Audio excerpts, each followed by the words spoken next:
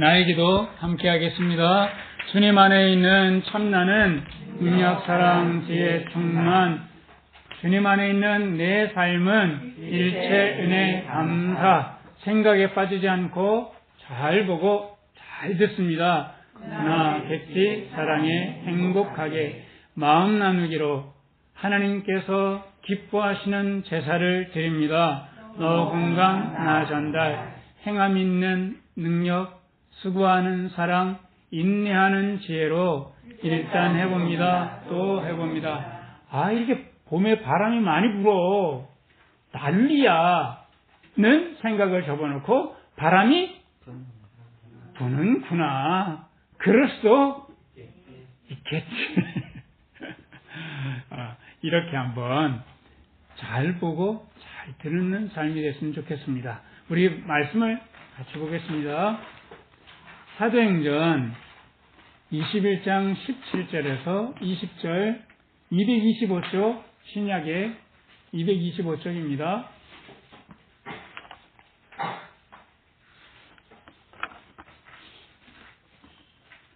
오늘 이 말씀은 바울이 3차 전도여행을 마치고 예루살렘에 가서 전도 보고회를 갖는 중입니다.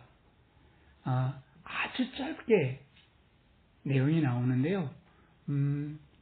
그 분위기를 생각하면서 한번 읽어보면 좋겠습니다. 17절부터 20절까지 예루살렘에 이르니 형제들이 우리를 기꺼이 영접하거늘 그 이튿날 바울이 우리와 함께 야고보에게로 들어가니 장로들도 다 있더라.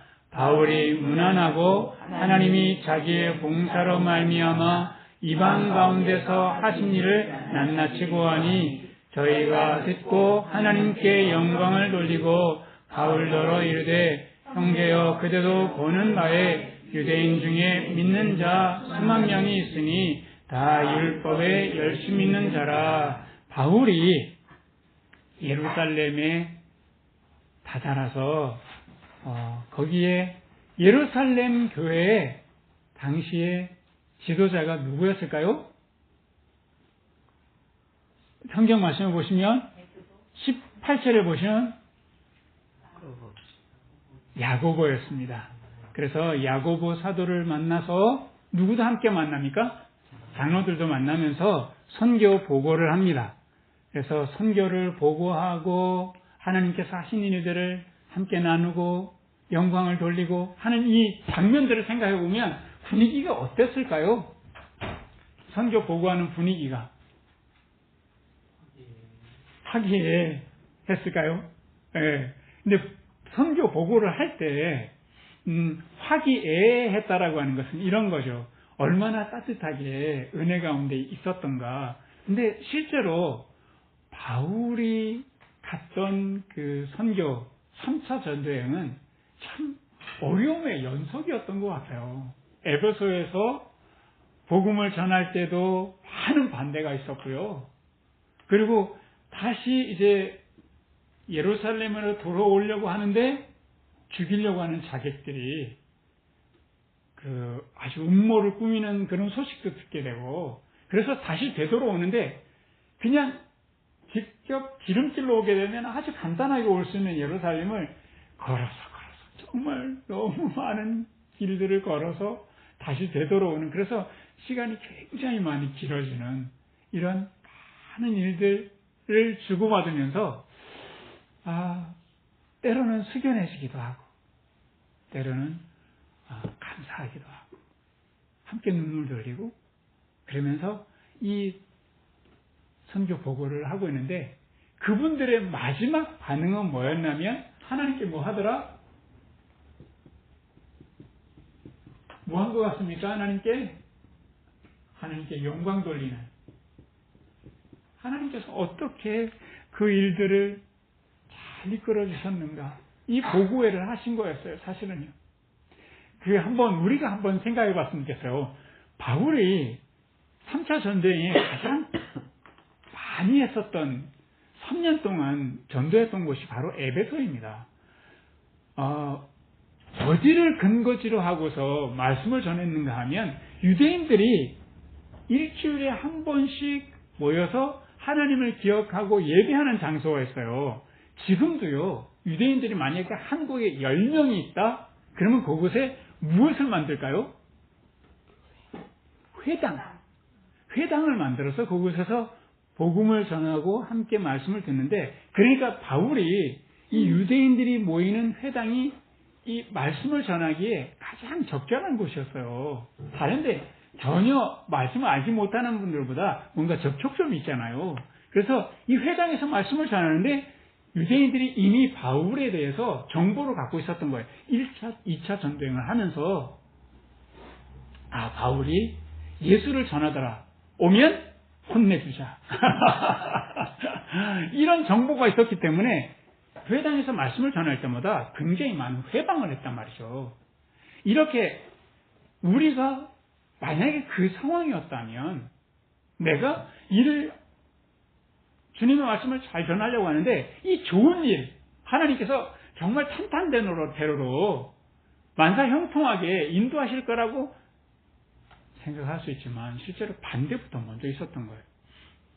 여러분들, 내가 직장에 들어가고 또 대인관계를 하고 내 몸 관리하고 하는 데 있어서 이렇게 딱 벽에 부딪히면 여러분들 어떤 마음을 갖게 되시나요? 이 상황을 여러분들 혹시 이게 왜 나한테 이런 일이 왔지? 저 사람 왜 저렇게 일을 못해? 나는 내 인생을 도대체 어떻게 살아가야 되는 거야? 이렇게 우리가 고민하고 자꾸 이 상황에 대해서 받아들이기가 어렵잖아요. 그래서 이 바울이 하나님의 인도하심을 그 속에서 어떻게 받아가는가?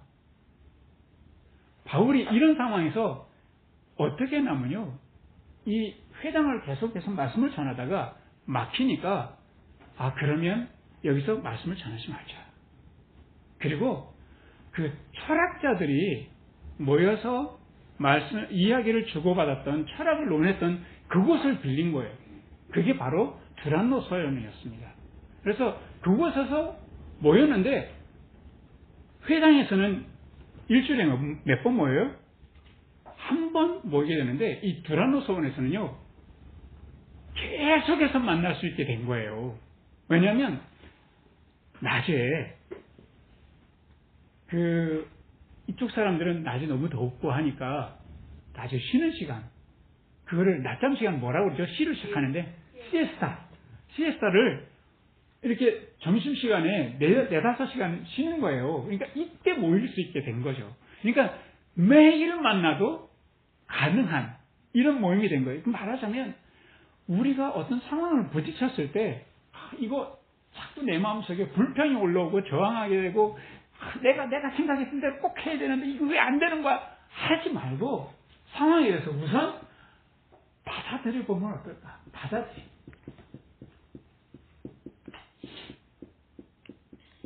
자꾸 내가 생각한 대로 안 되면 내 마음에 그 역정부터 올라오잖아요. 그런데 하나님께서 이 상황을 인도해 가시는 거야 하고 내 마음 좀 평안하게 받아들이면 어떻겠냐고요. 참 어려워요. 근데 사실 이게 제가 오늘 이 바울의 3년 동안의 그 모든 상황들을 간략하게 정리해 본 거예요. 우리가 함께 나눴던 말씀인데 참 어렵다는 거죠. 받아들이기 대신에 우리 마음속에 자꾸 뭐 하기 쉬운가 하면 내 생각대로 집착하고 저항하기 훨씬 쉽다는 거예요. 왜 저러지? 왜 이러는 거야? 하나님, 내가 열심을 내는데 왜 이렇게 나를 인도하시지? 하는 내 식의 집착과 내 마음에 올라오는 저항을 우리가 도대체 어떻게 이길 수 있을까? 이 상황이 부딪힌 것만 자꾸 생각하지 말고 하나님께서 나를 어떻게 이 상황 속에 인도하고 계시는가? 하나님이 인도하심을 생각해 보는 거예요. 그럴 때 우리 마음속에 어떤 마음을 갖게 되냐면 잠언 6장 말씀을 보시면 이런 말씀이 나와요.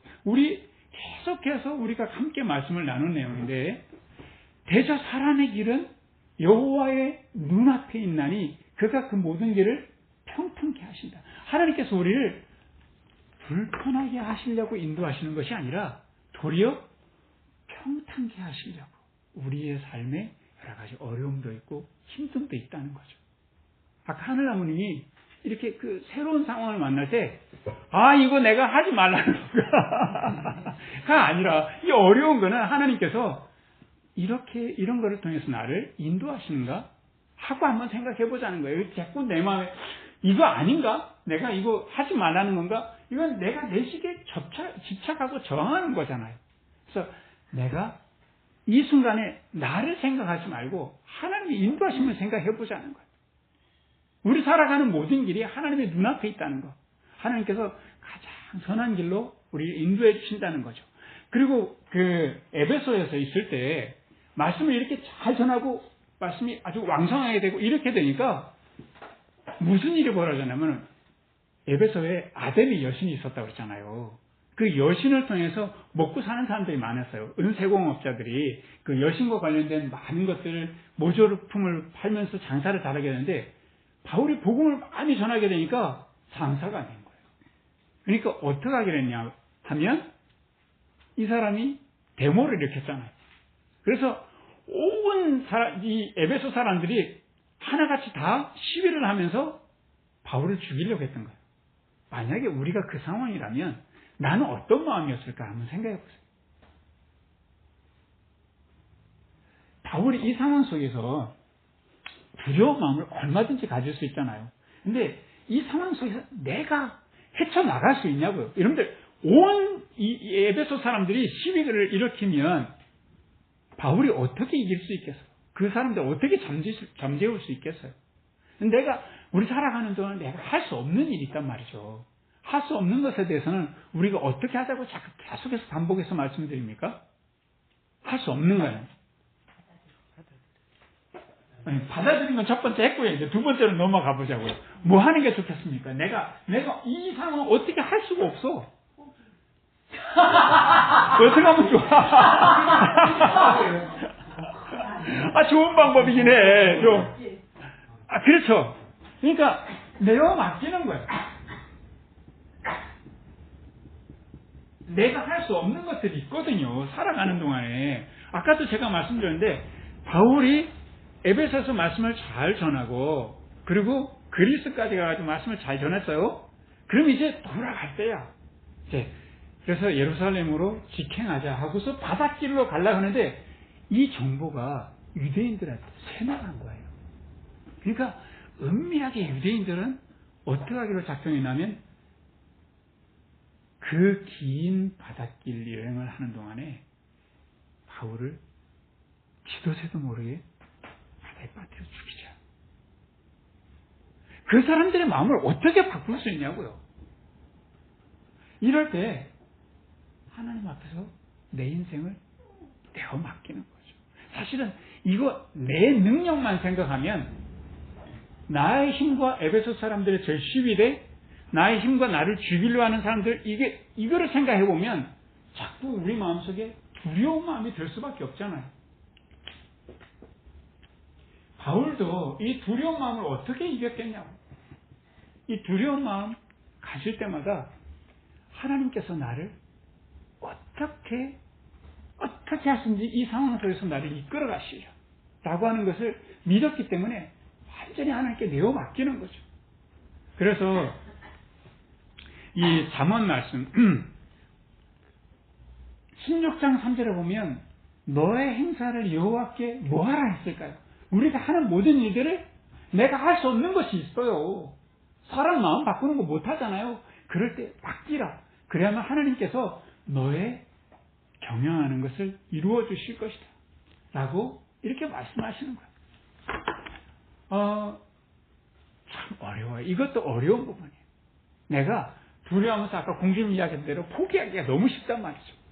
이거 하지 말라는 건가 보다. 아니라 그냥 내어 맡기게 되면 이 상황이 어떻게 됐냐면요. 에베소 사람들이 전부 다 이렇게 시위대가 일어났을 때 바울은 어찌 할 수 없을 때 누가 그것을 나섰는가 하면 에베소 시장이 딱 나서서 뭐라고 이야기를 하면 여러분들 이렇게 시위를 하면 로마 군인이 와서 진압할 겁니다. 여러분들 로마 군인을 이길 수 있습니까? 라고 하니까 다 뿔뿔이 흩어졌어. 이거 어떻게 할 수 없는데 로마 시장이 한 번에 해결한 거예요. 내가 어떻게 할 수 없어요. 이럴 때는 하나님께 그냥 맡겨보자고요. 하나님께서 분명하게 가장 선한 길로 인도하신다는 거죠. 그리고 예루살렘으로 가려고 할 때마다 선지자들이 계속 이야기를 뭐라고 하십니까? 예루살렘에 올라가 합니까? 올라가지 말라고 합니까? 올라가지 마라. 올라가면 무엇과 무엇이 기다리고 합니까? 결박과 환란이 기다리고 있다. 자, 이럴 때 바울은 올라가는 것은 내가 할 수 있는 일입니까? 할 수 없는 일입니까? 할 수 있는. 환란과 결박이 기다린다는데요. 이게 할 수 있는 겁니까? 내가 할 수 있는 거잖아요. 올라가는 건 내가 할 수 있는 거예요. 내가 할 수 있는 것은 내가 한번 어떻게 하냐? 최선을 다해보자. 근데 자꾸 이럴 때 뭐 하기가 쉽냐면 핑계거리가 찾기가 너무 쉽잖아요. 그리고 포기하기가 쉬워요. 우리 안에 착한 일을 행하시는 하나님이 계시잖아요. 그 일을 예수 그리스도의 날까지 온전히 하나님께서 이루어 가실 거라는 거죠. 그래서 바울이 그 하나님의 손길을 바라본 거예요. 그러니까 끝끝내 그 예루살렘까지 올라가서 하나님께서 지금까지 우리를 이렇게 인도하셨습니다라고 하니까 장로들 또 성도들이 다 그 말씀을 듣고 함께 기뻐하고 영광을 돌렸단 말이죠. 제가 이 질문을 저 자신에게 들어봤어요. 너의 마지막 날, 마지막 날, 그날 뭘 할까? 여러분들은 여러분들의 마지막 날에 오늘의 내 삶이 끝나는 삶이라면 오늘 그날 나는 뭐 할까? 나 하루를 더 살고 싶어. 절규할까? 내 살아온 날이 하나님께 감사한 일이어서 하고 하나님께 영광을 돌릴까? 제가 목사니까 이런 축복이 있잖아요. 사람들의 마지막을 볼 수 있는 축복도 있잖아요. 참 어떤 이들은 비극적이고 어떤 이들은 참 감사하고 어떤 이들은 난 절대로 저렇게 하면 안 되겠다는 생각이 들고요. 어떤 이들은 나도 꼭 저렇게 살아보고 싶다. 나도 저렇게 마지막을 하고 싶다는 그런 분들이 딱 둘로 나눠지더라고요. 내 살아온 모든 삶이 하나님의 은혜였어. 내가 한 것이 아니라 하나님께서 이끌어 주셨어. 하고 그렇게 고백할 수 있는 하나님께 영광을 돌리는 삶이었으면 좋겠다. 그래서 우리 끊임없이 이 세 가지를 기억했으면 좋겠습니다. 현실에 대해서 어떤 일이 오든지 뭐 하자? 받아들이자. 내가 할 수 없는 것은 무조건 그것은 어떻게 한다? 내어 맡긴다. 내가 할 수 있는 것은 핑계하거나 포기하지 말고 뭐 한다? 최선을 다한다. 이렇게 해서 하나님의 은혜와 사랑을 경험하고 하나님께 영광을 돌리는 우리 삶이 되기를 주님의 이름으로 축원합니다. 우리 같이 기도하겠습니다. 은혜로우신 하나님 아버지 감사합니다. 우리 삶에 자주 난간에 부딪힙니다. 삶의 탕류가 정신없이 마구 쏟아질 때도 있습니다. 하나님, 현실이 아무리 힘들다 하더라도 현실을 직시하고 현실을 있는 그대로 받아들일 수 있는 하나님께서 우리의 삶을 인도하시는 것을 우리가 믿고 경험할 수 있도록 주여 인도하여 주시옵소서. 내가 어찌할 수 없는 것, 바울이 어찌할 수 없는 것, 그것을 하나님께 온전히 맡겼는 것처럼 오늘도 주님께 맡길 수 있는 믿음 허락하여 주시고, 하나님 아무쪼록 내가 할 수 있는 것에 대해서는 핑계대거나 포기하지 않고 내 안에 깃든 하나님의 능력을 따라서 내가 최선을 다할 수 있도록 인도하여 주시옵소서. 바울의 전도 여행을 마치는 보고하는 자리가 주님께 영광을 돌리는 자리가 되었던 것처럼 우리 삶의 여정을 마치는 그날 우리 삶의 최종 보고를 하는 그 자리가 주님께 영광을 돌리는 자리가 될 수 있도록 하나님 축복하여 주시옵소서. 예수 그리스도의 이름으로 기도합니다. 아멘. 우리 찬송가 457장 찬송하면서 주연금 드리도록 하겠습니다.